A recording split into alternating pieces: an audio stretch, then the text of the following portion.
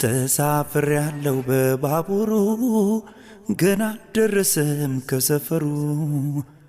መቆም አልሻም በመንገዱ ይቆራርጣል ሀዲዱ ስንቱን አልፌ እዚህ መድረሴ በጸጋው እንጂ መቼ በራሴ ጌታ ሰጥቶኛል አቅሜን መለኪያ ከጸጋው በቀር የለኝ መመኪያ